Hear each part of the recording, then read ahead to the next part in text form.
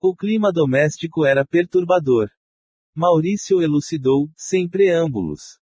Estamos sumamente interessados em que o nosso amigo se enfronhe no trato com as magnas questões da alma, a fim de aperfeiçoar-se na tarefa junto à mente enferma, por isso encaminhamos até aqui, por vias indiretas, livros e publicações acerca do assunto. Entretanto, contra o nosso desejo, não somente preponderam os preconceitos da classe médica, mas também a influência perniciosa que a segunda esposa exerce sobre ele. Homem inteligente, mas muitíssimo arraigado à remuneração dos sentidos, o nosso amigo não suportou a viuvez e desposou, há 5 anos, uma jovem que lhe exige pesado tributo à maturidade respeitável. Acontece, também, que a esse problema acresce questão muito grave. A primeira esposa desencarnada deixou 2 rapazes e permanece ligada à organização doméstica, que considera sua propriedade exclusiva. Por mais que o nosso trabalho se acentue, ainda não conseguimos retirá-la, com proveito, da casa, porque o pensamento dos filhos, em conflito com o pai e com a madrasta, lhe invoca a atuação, de minuto a minuto. O duelo mental nesta casa é enorme. Ninguém cede, ninguém desculpa e o combate espiritual permanente transforma o recinto numa arena de trevas. Calou-se o informante, enquanto entravamos, e pude notar que, efetivamente, a ex-dona da casa, sem o corpo físico, em singular posição de revolta ali se achava, abraçada a um dos filhos, moço de seus 18 anos presumíveis, que fumava nervosamente numa espreguiçadeira. Via-se-lhe perfeitamente a condição de vaso receptivo da sublevada mente materna. Ideias inquietantes e delituosas povoavam-lhe a cabeça. Fios tenuíssimos de força magnética ligavam-no à mãezinha infeliz. Tinha as mãos crispadas e o olhar absorto, maquinando planos diabólicos e, por mais que o envolvesse o socorro de Maurício, nem ele, nem aquela que lhe fora ciumenta genitora, se mostravam suscetíveis de receber-nos a influenciação restauradora.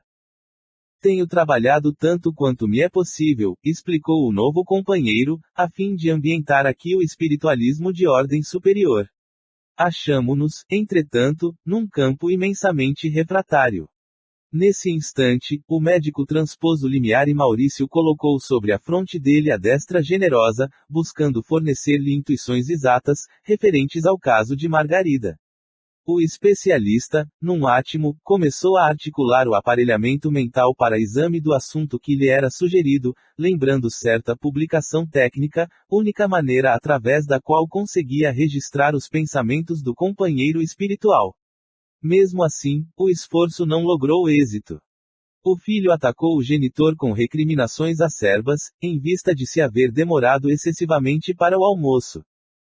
O esculápio de pressa desligou a mente de nossos fios invisíveis, precipitando-a no torvelinho das vibrações antagônicas. A esposa desencarnada veio igualmente sobre ele, furiosamente. Reparei que o dono da casa não lhe assinalou os punhos ativos no rosto, mas o sangue concentra-se-lhe na região das têmporas, tingindo-se-lhe a máscara fisionômica de cólera indisfarçável. Resmungou algumas palavras, saturadas de indignação, e perdeu, de todo, o contato espiritual conosco. Maurício indicou-o com insofreável tristeza e acentuou: é sempre assim. Muito difícil aproximarmos-nos, na esfera física, daqueles a quem nos propomos auxiliar. Surgem ensejos valiosos de realização espiritual, como presentemente nos ocorre, diante do problema de Margarida. No entanto, nossas tentativas redundam em rematada frustração. Um homem, intelectualizado pela responsabilidade acadêmica, por si mesmo deveria sentir santa curiosidade perante a vida, abstendo-se de certo comércio mais intenso com a satisfação egoística da experiência no corpo. Porém, a criatura costuma persegui-la até o desgaste completo da forma carnal de que se serve. Por mais que a convoquemos à preciosa viagem da periferia para o centro, a fim de que ela se amolde aos imperativos da vida que a espera, além do sepulcro, nosso esforço é quase sempre considerado adiável e inútil. Sorriu, enigmático, e ajuntou. E observemos que nos achamos à frente de um homem chamado pelo campo social ao Ministério da Cura.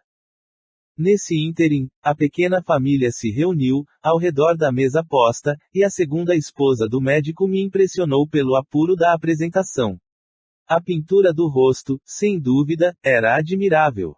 O traje elegante e sóbrio, as joias discretas e o penteado harmonioso realçavam-lhe a profundeza do olhar, mas rodeava-se ela de substância fluídica deprimente. Halo Plumbell denunciava-lhe a posição de inferioridade. Socialmente, aquela dama devia ser das de mais fino trato, contudo, terminado o repasto, deixou positivamente evidenciada sua deplorável condição psíquica. Depois de uma discussão menos feliz com o marido, a jovem mulher buscou o sono da cesta, num divã largo e macio. Intencionalmente, Maurício convidou-me a espreitar-lhe o repouso e, com enorme surpresa, aturdido mesmo, não lhe vi os mesmos traços fisionômicos na organização perispiritual que abandonava a estrutura carnal, entregue ao descanso. Alguma semelhança era de notar-se, mas, afinal de contas, a senhora tornara-se irreconhecível. Estampava no semblante os sinais das bruxas dos velhos contos infantis. A boca, os olhos, o nariz e os ouvidos revelavam algo de monstruoso. A própria esposa desencarnada, ali presente em clamorosa revolta, não se animou a enfrentá-la. Recuou semi-espavorida, tentando ocultar-se junto do filho. Lembrei-me, então, do livro em que Oscar Wilde nos conta a história do retrato de Dorian Gray, que adquiria horrenda expressão à medida que o dono se alterava, intimamente, na prática do mal e, endereçando a Maurício o olhar indagador, dele recebi sensata elucidação. Sim, meu amigo, disse, tolerante, a imaginação de Wilde não fantasiou. O homem e a mulher, com os seus pensamentos, atitudes, palavras e atos criam, no íntimo, a verdadeira forma espiritual a que se acolhem. Cada crime, cada queda, deixam aleijões e sulcos horrendos no campo da alma, tanto quanto cada ação generosa e cada pensamento superior acrescentaram beleza e perfeição à forma perispirítica, dentro da qual a individualidade real se manifesta, mormente depois da morte do corpo denso. Há criaturas belas e admiráveis na carne e que, no fundo, são verdadeiros monstros mentais, do mesmo modo que há corpos torturados e detestados, no mundo, escondendo espíritos angélicos, de celestial formosura. E designando a infeliz que se ausentava de casa, semi-liberta do veículo material, acentuou. Esta irmã desventurada permanece sob o império de espíritos gozadores e animalizados que, por muito tempo, a reterão em lastimáveis desequilíbrios. Acreditamos que ela, sem fé renovadora, sem ideais santificantes e sem conduta digna, não se precatará tão cedo dos perigos que corre e somente se lembrará de chorar, aprender e transformar-se para o bem, quando se afastar, em definitivo, do vaso de carne, na condição de autêntica bruxa. O assunto era realmente fascinante e a lição era imensa. Entretanto, meu tempo disponível esgotara. O minuto exigia pronto regresso. 11. Valiosa experiência. Atento à sugestão do médico amigo, no dia imediato pela manhã dispôs-se Gabriel a conduzir a esposa ao exame de afamado professor em ciências psíquicas, no intuito de conseguir-lhe cooperação benfazeja. Pude reparar, então, que a liberdade dos homens, no terreno da consulta, é quase irrestrita, porquanto, de nosso lado, Gubbio demonstrou profundo desagrado, asseverando-me, discreto, que tudo faria por impedir a providência que somente seria profícua e aconselhável, a seu parecer, através de autoridade diferente no assunto. O professor indicado era, segundo a opinião do nosso desvelado orientador, admirável expoente de fenômenos, portador de dons medianímicos notáveis, mas não oferecia proveito substancial aos que se acercassem dele, por guardar a mente muito presa aos interesses vulgares da experiência terrestre. Fazer psiquismo, falou-me o instrutor, em voz quase imperceptível é atividade comum, tão comum quanto qualquer outra. O essencial é desenvolver trabalho santificante. Visitar medianeiros de reconhecida competência no trato entre os dois mundos, senhores de faculdades magníficas no setor informativo, é o mesmo que entrar em contato com os donos de soberba fortuna.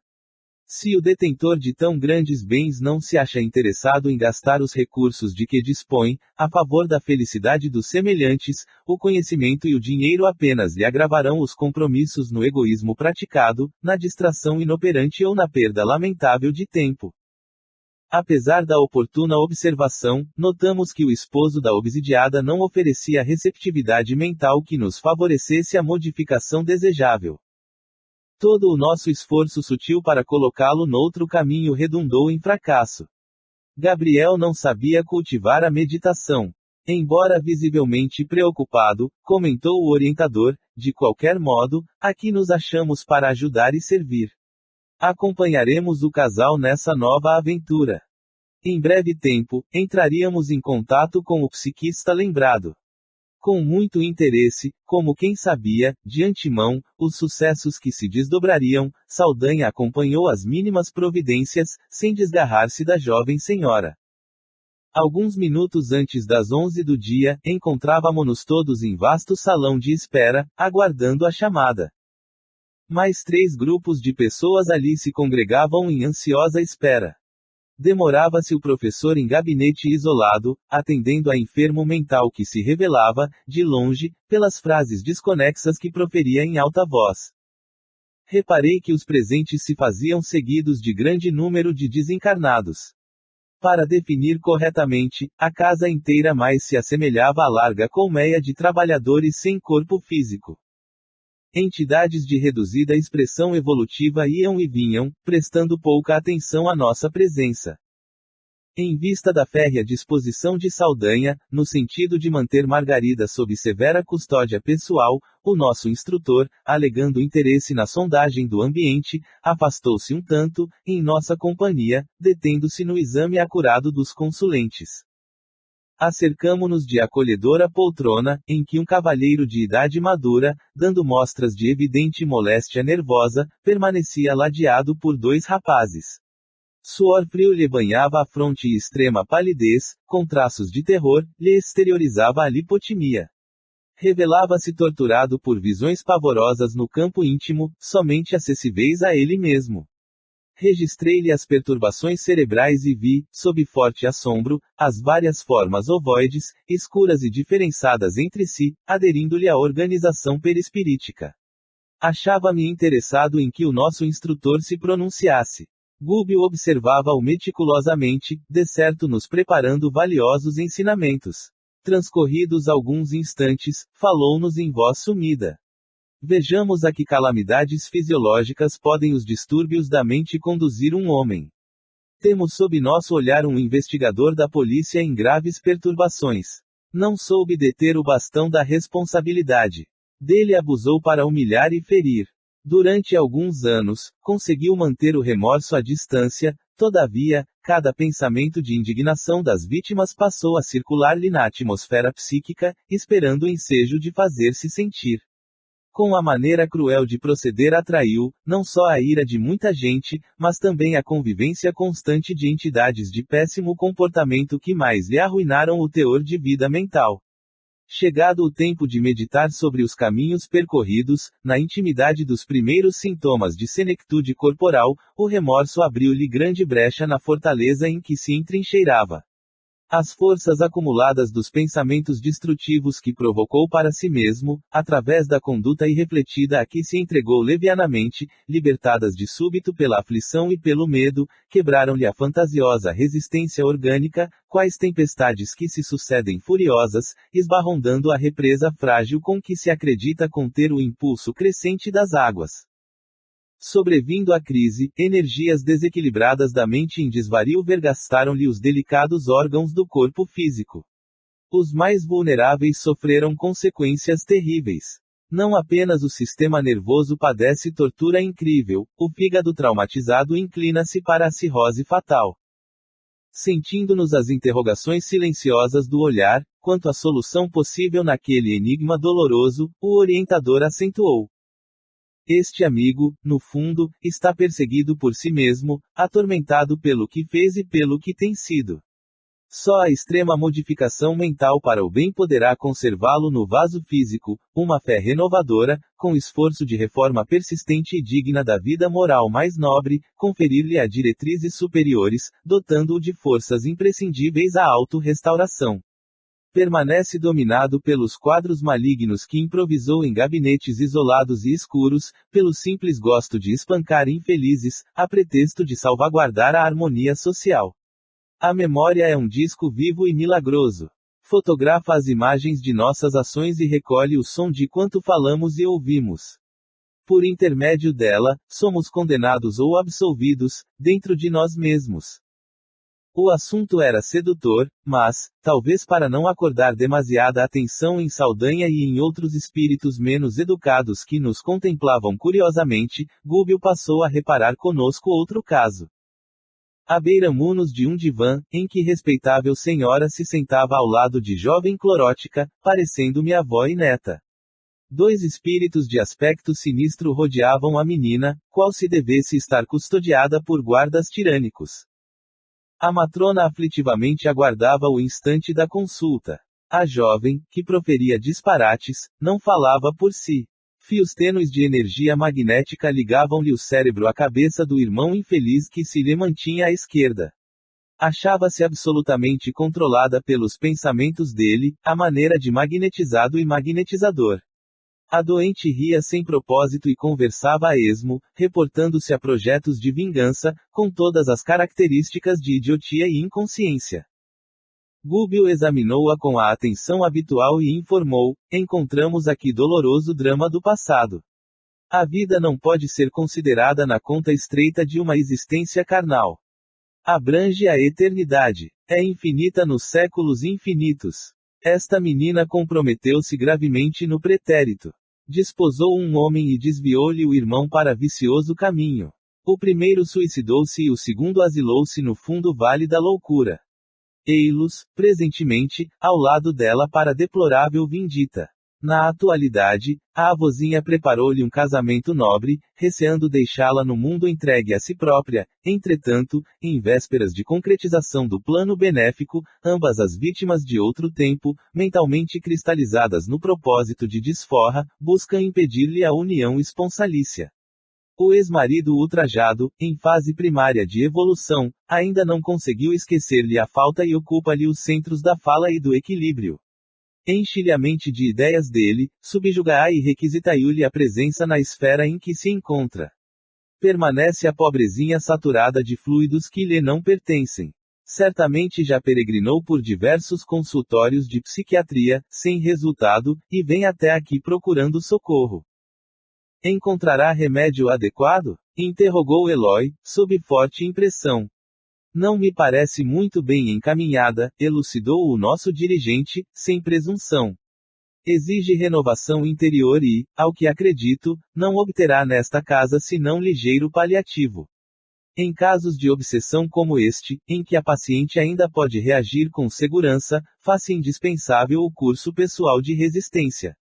Não adianta retirar a sucata que perturba um ímã, quando o próprio ímã continua atraindo a sucata.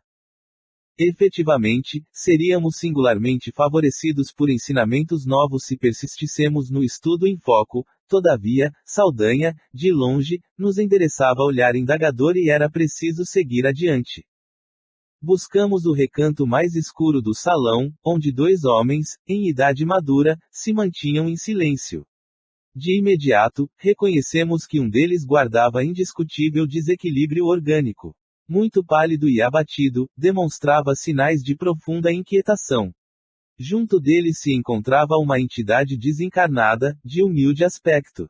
Tomei-a por parte integrante da vasta coleção de espíritos perturbados que ali funcionava. Entretanto, com agradável surpresa para mim, dirigiu-se a Gúbio, exclamando de maneira discreta: já lhes identifiquei, pelo tom vibratório, a posição de amigos do bem.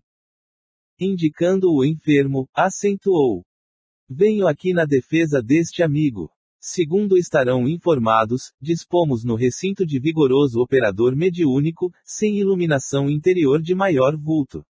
Assalariou ele algumas dezenas de espíritos desencarnados, de educação incipiente, que lhe absorvem as emanações e trabalham cegamente sob suas ordens, tanto para o bem quanto para o mal. Sorrindo, acrescentou: nesta casa, o enfermo não é amparado pelo socorrista de que se vem valer e, sim, pela assistência espiritual edificante de que possa desfrutar. E porque eu indagasse, com respeito ao doente, explicou, gentil.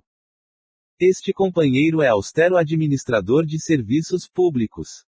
Na condição de mordomo e disciplinador, incapaz de usar o algodão da ternura em feridas alheias, adquiriu ódios gratuitos e silenciosas perseguições que lhe vergastam a mente, sem cessar, desde muitos anos, com perigosos reflexos no sistema circulatório, zona menos resistente do seu cosmos físico. Lutando, desassombrado, por reajustar a concepção de funcionários relapsos, mas sem armas de amor na própria defensiva, apresenta consideráveis prejuízos nas veias coronárias. Semelhantes ataques de forças imponderáveis visaram-lhe igualmente o fígado e o baço, que se revelam em lamentáveis condições. Acontece, porém, que a grande corrente de perseguidores, despertados por sua ação enérgica e educativa, conseguiu insinuar nos médicos, que o assistem, a necessidade de uma intervenção na vesícula biliar, preparando-se-lhe, com isso, um choque operatório, que lhe imporá a morte inesperada do corpo. O plano foi admiravelmente bem delineado. Entretanto, pelo bem que existe no fundo da severidade com que o nosso companheiro tem agido, buscaremos socorrê-lo através do médium que deliberou visitar. Recebi instruções, no sentido de obstar a operação cirúrgica e confio na vitória de minha tarefa. Francamente, eu gostaria de levar a efeito um exame no paciente, para verificar até que ponto havia sofrido os golpes mentais em serviço, mas o olhar de Gúbio se fizera imperativo. Cabia-nos a execução de deveres importantes e precisávamos retornar ao Saldanha. O problema de Margarida era complexo e competia-nos enfrentar-lhe a solução, de ânimo firme. O obsessor da infortunada senhora, sentindo-nos o concurso espontâneo, acolheu-nos sem desconfiança. Assumindo ares de pessoa superinteligente, comunicou ao nosso instrutor que resolvera solicitar a neutralidade dos servos espirituais do professor operante. Com fina sagacidade asseverou que era necessário evitar a piedade do médium e confundir-lhe as observações, através de todos os recursos possíveis. Em seguida a elucidação que me surpreendeu, rogou a presença de um dos colaboradores mais influentes e apareceu diante de nós a esquisita figura de um anão de semblante enigmático e expressivo. Expedito, Saldanha pediu-lhe cooperação sem rebuços, esclarecendo que o operador da casa não deveria penetrar o problema de Margarida, na intimidade. Prometia-lhe, em troca do favor, não só a ele, mas também a outros auxiliares no assunto excelente remuneração em colônia não distante. E descreveu-lhe, com largas promessas, quanto lhe poderia proporcionar em regalo e prazeres no cortiço de entidades perturbadas e ignorantes, onde conheceramos Gregório. O serviçal manifestou indisfarçado contentamento e assegurou que o médium não perceberia patavinas. Com justificada curiosidade, acompanhei o desenrolar dos acontecimentos. Logo à entrada do gabinete, percebi que a oficina não inspirava segura confiança. O professor pôs-se imediatamente a combinar o preço do trabalho de que se encarregaria, exigindo adiantadamente de Gabriel significativo pagamento. O intercâmbio ali, entre as duas esferas, se resumia a negócio tão comum quanto outro qualquer. Sem detença, reconheci que o médium, se podia controlar, de algum modo, os espíritos que se alimentavam de seu esforço, era também facilmente controlado por eles. O recinto jazia repleto de entidades em fase primária de evolução. Saldanha, excessivamente atarefado, anunciou-nos que presidiria, de perto, aos trâmites da ação mediúnica, notificando-nos, prazeroso, que lhe fora hipotecada plena ajuda das entidades ali dominantes. Em razão disso, podíamos analisar os fatos, em companhia de Gúbio, recolhendo preciosa lição. Depois de visivelmente satisfeito no acordo financeiro estabelecido, colocou-se o vidente em profunda concentração e notei o fluxo de energias a emanarem dele, através de todos os poros, mas muito particularmente da boca, das narinas, dos ouvidos e do peito. Aquela força, semelhante a vapor fino e sutil, como que povoava o ambiente acanhado, e reparei que as individualidades de ordem primária ou retardadas, que coadjuvavam o médium em suas incursões em nosso plano, sorviam-na a longos haustos, sustentando-se dela, quanto se nutre o homem comum de proteína, carboidratos e vitaminas. Examinando a paisagem, Gúbio esclareceu-nos em voz imperceptível aos demais. Esta força não é patrimônio de privilegiados. É propriedade vulgar de todas as criaturas, mas entendem-na e utilizavam-na somente aqueles que a exercitam através de acuradas meditações. É o Spiritus Subtilissimus, de Newton, o fluido magnético, de Mesmer e a emanação ódica, de Reichenbach. No fundo, é a energia plástica da mente que a acumula em si mesma, tomando ao fluido universal em que todas as correntes da vida se banham e se refazem, nos mais diversos reinos da natureza, dentro do universo. Cada ser vivo é um transformador dessa força, segundo o potencial receptivo e irradiante que lhe diz respeito. Nasce o homem e renasce, centenas de vezes, para aprender a usá-la, desenvolvê-la, enriquecê-la, sublimá-la, engrandecê-la e divinizá-la. Entretanto, na maioria das vezes, a criatura foge à luta que interpreta por sofrimento e aflição, quando é inestimável recurso de autoaprimoramento, adiando a própria santificação, caminho único de nossa aproximação do Criador. Vendo a cena que se desenrolava, ponderei. É forçoso convir, porém, que este vidente é vigoroso na instrumentalidade. Permanece em perfeito contato com os espíritos que o assistem e que encontram nele sólido sustentáculo. Sim, confirmou o orientador, sereno, mas não vemos aqui qualquer sinal de sublimação na ordem moral. O professor de relações com a nossa esfera, inabordável, por enquanto, ao homem comum, sintoniza-se com as emissões vibratórias das entidades que o acompanham em posição primitivista, pode ouvir-lhes os pareceres e registrar-lhes as considerações. Entretanto, isto não basta. Desfazer-se alguém do veículo de carne não é iniciar-se na divindade. Há bilhões de espíritos em evolução que rodeiam os homens encarnados, em todos os círculos de luta, muito inferiores, em alguns casos, a eles mesmos e que, facilmente, se convertem em instrumentos passivos dos seus desejos e paixões. Daí, o imperativo de muita capacidade de sublimação para quantos se consagram ao intercâmbio entre os dois mundos, porque, se a virtude é transmissível, os males são epidêmicos.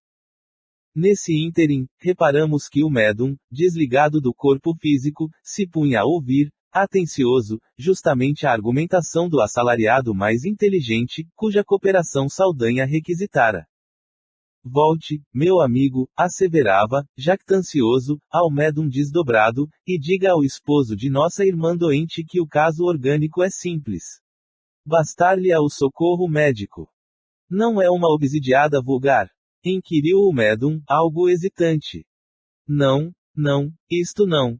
Esclareça o problema. O enigma é de medicina comum. Sistema nervoso em frangalhos. Esta senhora é candidata aos choques da casa de saúde. Nada mais.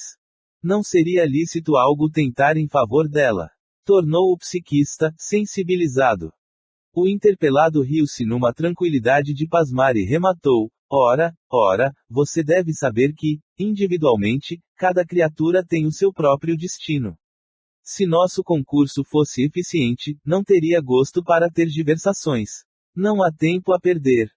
A essa altura, Saldanha endereçava-lhe um sorriso de satisfação, aprovando o alvitre e fazendo-nos sentir como é possível enganar a muitos, quando o homem apenas confia na estreiteza da sua própria observação. Perante o quadro que nos era dado apreciar, ousei dirigir-me discretamente a Gúbio, indagando. Não nos achamos diante de autêntica manifestação espiritis. Tá. Sim, confirmou em tom grave, à frente de legítimo fenômeno dentro do qual uma individualidade encarnada recebe os pareceres de outra, ausente do envoltório carnal. Entretanto, André, os companheiros de ideal cristão, corporificados na crosta da terra, vão compreendendo agora que o fenômeno em si é tão rebelde quanto o rio encachoeirado que rola a esmo, sem comportas, sem disciplina. Jamais endossaremos um espiritismo dogmático e intolerante. É imprescindível, porém, que o clima da prece, da renúncia edificante, do espírito de serviço e fé renovadora, através de padrões morais nobilitantes, constitua a nota fundamental de nossas atividades no psiquismo transformador, a fim de que nos encontremos, realmente, num serviço de elevação para o Supremo Pai. Temos aqui um médum de possibilidades ricas e extensas, que, pelo simples comércio vulgar a que reduziu a movimentação de suas faculdades, não acorda impressões construtivas naqueles que o buscam. Pode ser um cooperador valioso em certas circunstâncias, mas não é o trabalhador ideal, suscetível de provocar o interesse dos grandes benfeitores da vida superior. Estes não se animariam a comprometer grandes instruções por intermédio de servidores, bem intencionados embora, que não vacilam em vender as essências divinas em troca de recursos amoedados da luta comum. O caminho da oração e do sacrifício é, portanto, indispensável ainda a quantos se propõem dignificar a vida. A prece sentida aumenta o potencial radiante da mente, dilatando-lhe as energias e enobrecendo-as, enquanto a renúncia e a bondade educam a todos os que se lhes acercando à fonte, enraizada no sumo bem. Não basta, dessa maneira, exteriorizar a força mental de que todos somos dotados e mobilizá-la.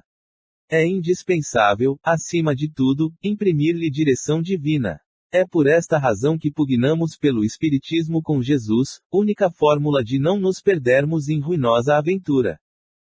Compreendi os preciosos argumentos do instrutor, pronunciados a meia voz, e, extremamente impressionado, guardei respeitoso silêncio. O vidente retomou a gaiola física, finalizando a operação simplesmente técnico-mecânica de contato com a nossa esfera, sem qualquer resultado no capítulo de elevação espiritual que lhe melhorasse o ambiente. Abriu os olhos, reajustou-se na cadeira e informou a Gabriel que o problema seria solucionado com a colaboração da psiquiatria. Comentou a situação precária dos nervos da doente e chegou a indicar um especialista de seu conhecimento para que novo método de cura fosse tentado. O casal agradeceu, comovidamente, e, enquanto se articulavam as despedidas, o professor recomendou à enferma resistência e cautela, ante os estados mentais depressivos. A jovem senhora recebeu as observações com o desencanto e a dor de quem se sente alvejado pelo sarcasmo, e partiu. Saldanha, à nossa vista, abraçou os cooperadores, que tão bem haviam desempenhado a deplorável tarefa, combinou ocasião de encontro amistoso, a fim de comemorarem o que se lhes figurava significativo triunfo e, em seguida, notificou-nos em voz firme.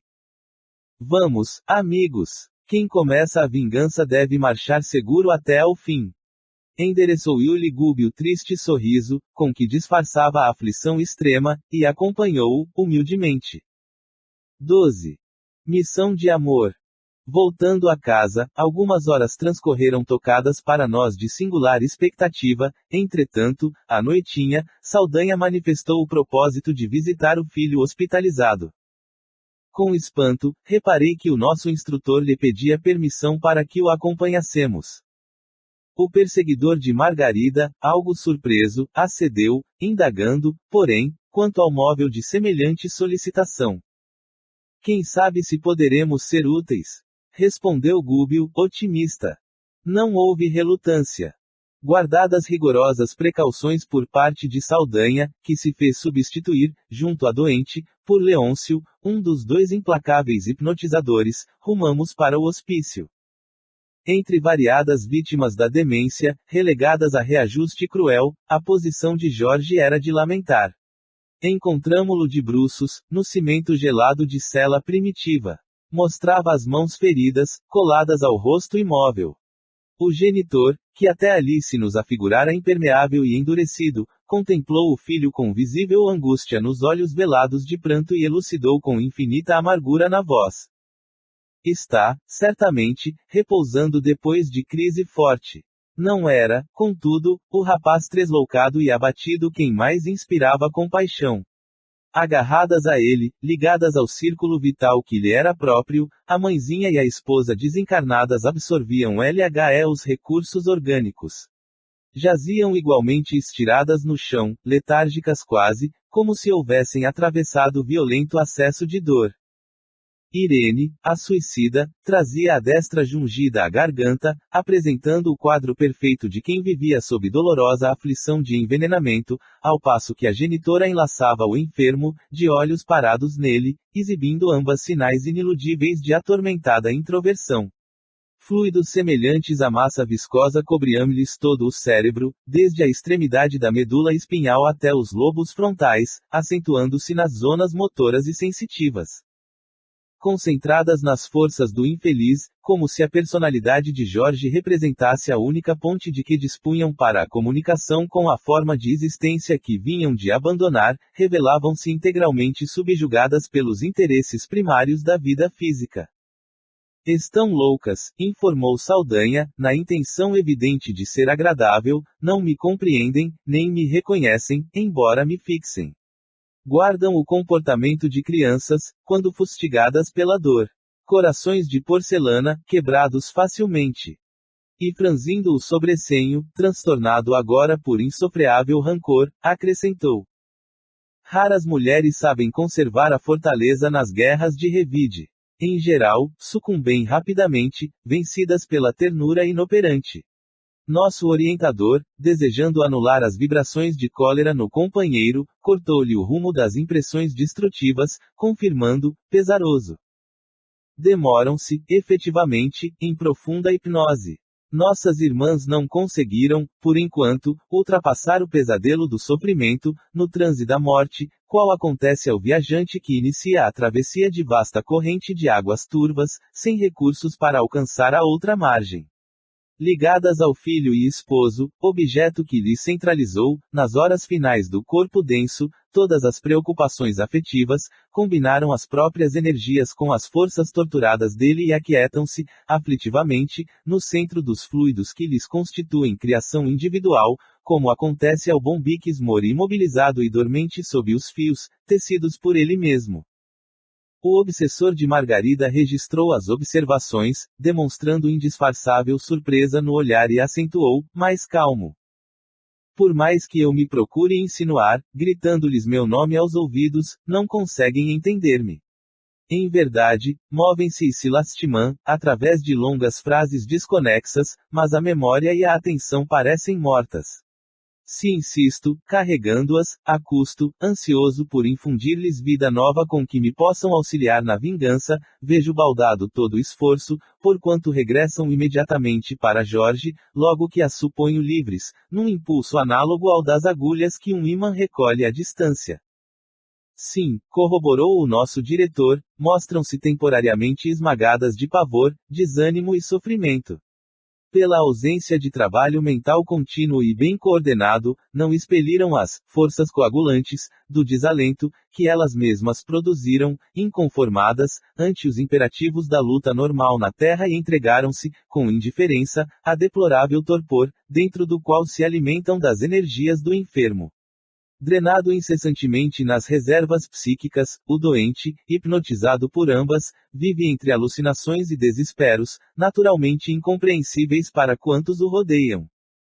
Com sincera disposição de servir, Gúbio sentou-se no piso cimentado e, num gesto de extrema bondade, acomodou no regaço paternal as cabeças das três personagens daquela cena comovente de dor e, endereçando o olhar amigo ao algoz da mulher que pretendia salvar, que o observava espantadiço, indagou, Saldanha, permite-me algo fazer em benefício dos nossos.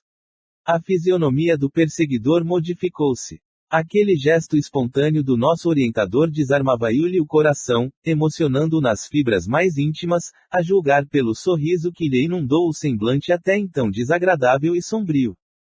Como não? Falou quase gentil. É o que procuro realizar inutilmente. Impressionado com a lição que recebíamos, contemplei a paisagem ao redor, cotejando-a com a da câmara em que Margarida experimentava aflição e tortura. Os impedimentos aqui eram muito mais difíceis de vencer. O cubículo transbordava imundície. Nas celas contíguas, entidades de repugnante aspecto se arrastavam a esmo. Mostravam algumas características animalescas, de pasmar. A atmosfera para nós se fizera sufocante, saturada de nuvens de substâncias escuras, formadas pelos pensamentos em desequilíbrio de encarnados e desencarnados que perambulavam no local, em deplorável posição. Confrontando as situações, monologava mentalmente, por que motivo singular não operara nosso orientador no quarto da simpática senhora, que amava por filha espiritual, para entregar-se, ali, sem reservas, ao trabalho de assistência cristã. Vendo-lhe, porém, a solicitude na solução do problema afetivo que atormentava o adversário, entendi, pouco a pouco, através da ação do mentor magnânimo, a beleza emocionante e sublime do ensinamento evangélico: ama o teu inimigo, ora por aqueles que te perseguem e caluniam, perdoa 70 vezes 7. Gúbio, sob nosso olhar comovido, afagava a fronte das três entidades sofredoras, parecendo liberar cada uma dos fluidos pesados que as entorpeciam, em profundo abatimento. Decorrida meia hora na evidente operação magnética de estímulo, endereçou novo olhar ao verdugo de Margarida, que lhe analisava os mínimos gestos com dobrada atenção, e interrogou: Saldanha, não te agastarias se eu orasse em voz alta? A pergunta obteve os efeitos de um choque. Oh, fez o interpelado, surpreendido: acreditas em semelhante panaceia? Mas, sentindo-nos, de pronto, a infinita boa vontade, aduziu, confundido. Sim, se querem. Nosso instrutor valeu-se daquele minuto de simpatia e, alçando o pensamento ao alto, deprecou, humilde: Senhor Jesus, nosso divino amigo. Há sempre quem peça pelos perseguidos, mas raros se lembram de auxiliar os perseguidores. Em toda parte, ouvimos rogativas em benefício dos que obedecem, entretanto, é difícil surpreendermos uma súplica em favor dos que administram.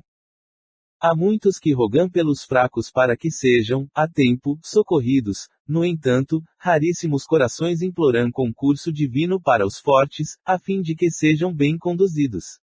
Senhor, tua justiça não falha. Conheces aquele que fere e aquele que é ferido. Não julgás pelo padrão de nossos desejos caprichosos, porque o teu amor é perfeito e infinito. Nunca te inclinaste tão somente para os cegos, doentes e desalentados da sorte, porque amparas, na hora justa, os que causam a cegueira, a enfermidade e o desânimo. Se salvas, em verdade, as vítimas do mal, buscas, igualmente, os pecadores, os infiéis e os injustos. Não menoscabaste a jactância dos doutores e conversaste amorosamente com eles no templo de Jerusalém. Não condenaste os afortunados e, sim, abençoaste-lhes as obras úteis. Em casa de Simão, o fariseu orgulhoso, não desprezaste a mulher transviada, ajudaste-a com fraternas mãos. Não desamparaste os malfeitores, aceitaste a companhia de 2 ladrões, no dia da cruz. Se tu, Mestre, o mensageiro imaculado, assim procedeste na terra, quem somos nós, espíritos endividados, para amaldiçoarmos-nos, uns aos outros? Acende em nós a claridade de um entendimento novo. Auxilia-nos a interpretar as dores do próximo por nossas próprias dores. Quando atormentados, fez-nos sentir as dificuldades daqueles que nos atormentam para que saibamos vencer os obstáculos em teu nome.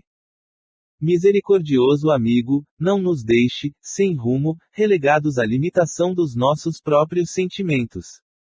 Acrescenta-nos a fé vacilante, descortina-nos as raízes comuns da vida, a fim de compreendermos, finalmente, que somos irmãos uns dos outros. Ensina-nos que não existe outra lei, fora do sacrifício, que nos possa facultar o anelado crescimento para os mundos divinos. Impele-nos à compreensão do drama redentor a que nos achamos vinculados. Ajuda-nos a converter o ódio em amor, porque não sabemos, em nossa condição de inferioridade, se não transformar o amor em ódio, quando os teus desígnios se modificam, a nosso respeito. Temos o coração chagado e os pés feridos na longa marcha, através das incompreensões que nos são próprias, e nossa mente, por isto, aspira ao clima da verdadeira paz, com a mesma aflição porque o viajor extenuado no deserto anseia por água pura. Senhor, infunde-nos o dom de nos ampararmos mutuamente. Beneficiaste os que não creram em ti, protegeste os que te não compreenderam, ressurgiste para os discípulos que te fugiram, legaste o tesouro do conhecimento divino aos que te crucificaram e esqueceram. Por que razão, nós outros, míseros vermes do lodo ante uma estrela celeste, quando comparados contigo, recearíamos estender dadivosas mãos aos que nos não entendem ainda? O instrutor imprimira tocante inflexão aos últimos lances da rogativa.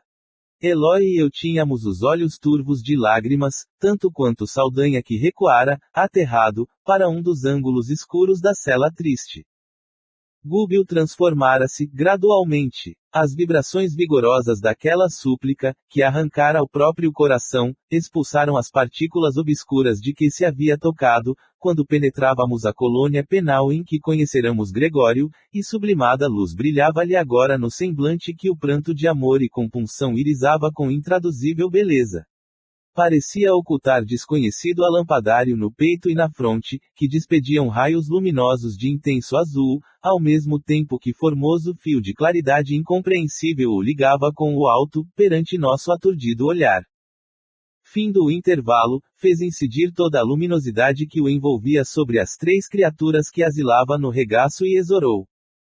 É para eles, Senhor, para os que repousam aqui em densas sombras, que te suplicamos a bênção.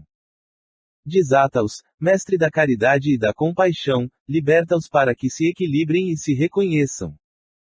Ajuda-os a se aprimorarem nas emoções do amor santificante, olvidando as paixões inferiores para sempre. Possam eles sentir teu desvelado carinho, porque também te amam e te buscam, inconscientemente, embora permaneçam supliciados no vale fundo de sentimentos escuros e degradantes. Nesse ponto, o orientador interrompeu-se. Intensos jorros de luz projetavam-se em torno dele, atirados por mãos invisíveis aos nossos olhos. Com perceptível emotividade, Gúbio aplicou passes magnéticos em cada um dos três infelizes e, em seguida, falou ao rapaz encarnado. Jorge, levanta-te. Estás livre para o necessário reajustamento. Tu. O interpelado arregalou os órgãos visuais, parecendo acordar de pesadelo angustioso. Inquietação e tristeza desapareceram-lhe do rosto, celeremente. Num impulso maquinal, obedeceu à ordem recebida, erguendo-se com absoluto controle do raciocínio. A interferência do benfeitor quebrara os elos que o prendiam às parentas desencarnadas, liberando-lhe a economia psíquica. Presenciando o acontecimento, Saldanha gritou, em lágrimas, meu filho! Meu filho! O doente não registrou as exclamações nascidas do entusiasmo paterno, mas procurou o leito singelo onde se aquietou com inesperada serenidade. Vencido nos melhores sentimentos de que era detentor, o algoz de Margarida aproximou-se do nosso dirigente, com as maneiras de uma criança humilhada que reconhece a superioridade do mestre, mas antes que pudesse tomar-lhe as mãos, para osculá-las talvez, pediu-lhe Gúbio, sem afetação. Saldanha, acalma-te. Nossas amigas despertarão agora. Afagou a cabeça de Iracema e a infortunada mãe de Jorge voltou a si, gemendo. Onde estou? Reparando, no entanto, a presença do marido, ao lado, nomeou-o por apelido carinhoso de família e bradou, desvairada de emoção. Socorre-me! Onde está nosso filho? Nosso filho! Passou, logo após, para a fraseologia particular de quem reencontra um ser amado, depois de ausência longa.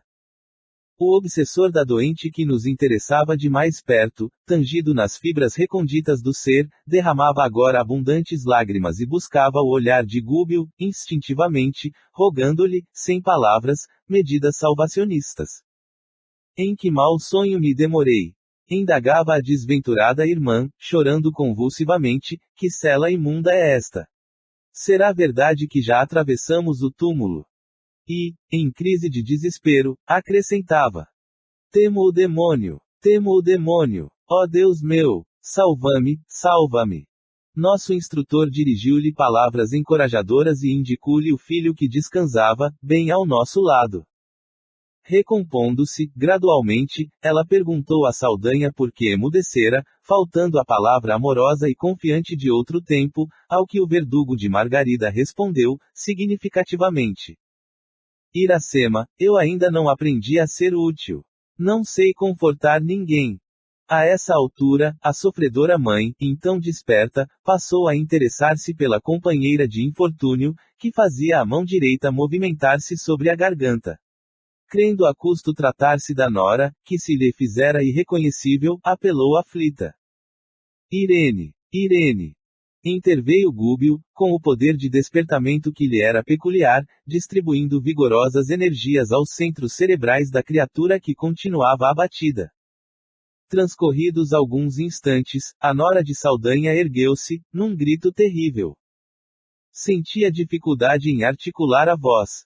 Sufocava-se, ruidosamente, presa de angústia infinita. Nosso orientador, vigilante, segurou-lhe ambas as mãos com a destra e com a mão esquerda ministrou-lhe recursos magnético-balsâmicos sobre a glote e, sobretudo, ao longo das papilas gustativas, acalmando-a, de alguma sorte. Embora despertada, a suicida não mostrava a relativa consciência de si mesma. Não guardava a menor ideia de que seu corpo físico se desfizera no túmulo. Era o tipo da sonâmbula perfeita, acordando de súbito. Adiantou-se na direção do esposo, reintegrado nas próprias faculdades e exclamou, estentórica: Jorge, Jorge, ainda bem que o veneno não me matou. Perdoa-me o gesto impensado. Curar-me-ei para vingar-te. Assassinarei o juiz que te condenou a tão cruéis padecimentos. Observando, ao contrário do que esperava, que o esposo não reagia, implorou: Ouve, atende-me. Onde dormi tanto tempo? Nossa filha, onde está? O interpelado, todavia, que se lhe desligara da influência direta nos centros perispirituais, prosseguiu na mesma atitude fleumática e impassível de quem ajuizava com dificuldade a própria situação. Foi ainda Gúbio quem se abeirou de Irene, elucidando: Aquieta-te, minha filha. Sossegar-me? Eu, protestou a infortunada, não posso. Quero tornar a casa. Esta grade me asfixia. Cavalheiro, por quem é? Reconduz-me ao lar. Meu esposo permanece encarcerado injustamente. Estará por certo dementado. Não me escuta, não me atende. Por minha vez, sinto a garganta carcomida de veneno mortal. Quero minha filha e um médico. Nosso orientador, contudo, respondeu-lhe com voz triste, não obstante acariciar-lhe a fronte assustadiça. Filha, as portas de tua casa no mundo cerraram-se para tua alma com os olhos do corpo que perdeste. Teu esposo jaz liberado dos compromissos do matrimônio carnal e tua filha, desde muito, foi acolhida em outro lar. É indispensável, pois, que te refaças, de modo a prestar-lhes todo o serviço que desejas. A desditosa criatura arrojou-se de joelhos, soluçando. Então, morri, a morte é uma tragédia pior que a vida. Clamou, desesperada. A morte é simples mudança de veste, elucidou Gúbio, sereno, somos o que somos. Depois do sepulcro, não encontramos senão o paraíso ou o inferno criados por nós mesmos. E adoçando a voz para conversar na condição de um pai, prosseguiu, comovido. Por que atiraste fora o remédio salvador, esfacelando o vaso sagrado que o continha?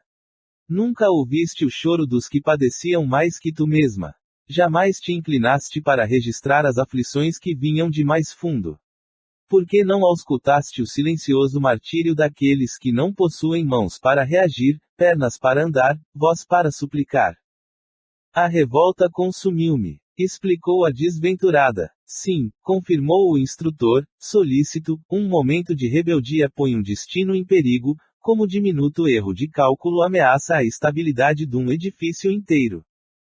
Infeliz de mim, suspirou Irene, aceitando a amargosa realidade, onde estava Deus que me não socorreu a tempo? A pergunta é inoportuna, esclareceu nosso dirigente bondosamente. Procuraste saber, antes, onde te encontravas a ponto de te esqueceres tão profundamente de Deus. A bondade do Senhor nunca se ausenta de nós. Se transparecia da bendita oportunidade terrena que te conduzia à vitória espiritual, reside também agora nas lágrimas de contrição que te encaminham à regeneração salutar. Admito que possas, em breve, alcançar semelhante bênção, entretanto, cavaste enorme precipício entre a tua consciência e a harmonia divina, que precisarás transpor efetuando a própria recomposição. Por algum tempo, experimentarás a consequência do ato impensado. Colher fruto imaturo é praticar violência. Intoxicaste a matéria delicada sobre a qual se estruturam os tecidos da alma e poucas circunstâncias te atenuam a gravidade da falta. Não percas, porém, a esperança e dirige os passos na direção do bem. Se o horizonte, por vezes, se faz mais longínquo, nunca se torna inatingível. E encorajando-a, paternalmente, acentuou: vencerás, Irene, vencerás. A interlocutora, entre o desapontamento e a rebelião, não parecia interessada em reter os elevados conceitos ouvidos. Desviando a atenção da verdade que a feria, fundo, identificou a presença de Saldanha, passando a gritar medrosamente. Gúbio interferiu, acalmando-a. A companheira de Jorge, todavia, dominado o temor infantil, regressou à intemperança mental, pousou no sogro os olhos atormentados e inquiriu: sombra ou fantasma, que procuras aqui? Por que não vingaste o filho infeliz? Não te dói tanta infâmia inútil? Não disporás, acaso, de armas, com que possas ferir o juiz desalmado que nos conspurcou a vida? Cessa, então, com a morte o devotamento dos pais. Descansarás, porventura, em algum céu, contemplando Jorge, assim, reduzido a frangalhos. Ou ignoras a realidade cruel? Que razões te compelem à mudez das estátuas? Por que não buscaste, sem repouso, a justiça de Deus, que não se encontra na terra? As perguntas semelhavam-se a golpes de ferro em brasa. O perseguidor de Margarida recebia-as por vergastadas no íntimo, porquanto extrema indignação lhe empalideceu o semblante. Hesitava, quanto à atitude a assumir, mas, reconhecendo-se diante de um condutor amoroso e sábio, procurou o olhar de Gúbio, rogando-lhe cooperação em silêncio, e o nosso instrutor tomou, por ele, a palavra. Irene, exclamou, melancólico, a certeza da vida vitoriosa, acima da morte, não te infunde respeito ao coração. Supões estejamos subordinados a um poder que nos desconhece. Perante a verdade nova que te surpreende a alma, não percebes a infinita sabedoria de um supremo doador de todas as bênçãos. Onde se encontra a felicidade da vingança? O sangue e as lágrimas de nossos inimigos apenas aprofundam as chagas que nos abriram nos corações. Acreditas que a legítima consagração de um pai deva traduzir-se através da dilaceração ou do homicídio, da perseguição ou da cólera? Saldanha veio até este cárcere, por amor, e eu creio que as mais nobres conquistas dele lhe retornam à superfície da personalidade, triunfantes e renascentes. Não lhe precipites a ternura paterna no abismo do desespero, de cujas trevas procuras inutilmente fugir. A desditosa mulher silenciou, soluçante, enquanto o sogro enxugava as lágrimas que as observações generosas de Gúbio lhe haviam arrancado. Foi então que Iracema se declarou exausta e suplicou a dádiva de um leito. O nosso orientador convidou Saldanha a se pronunciar. Se Jorge melhorara, ambas as senhoras desencarnadas exigiam socorro urgente. Não seria lícito abandoná-las àquele clima de desintegração das melhores energias morais.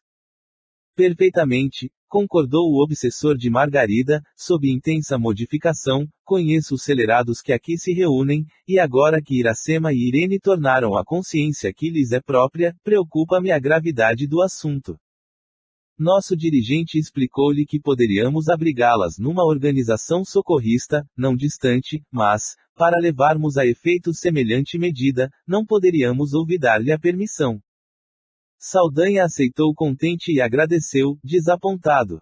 Sentia-se estimulado ao bem, através da palavra cordial de nosso orientador e revelava-se disposto a não perder o mínimo ensejo de corresponder-lhe à dedicação fraterna.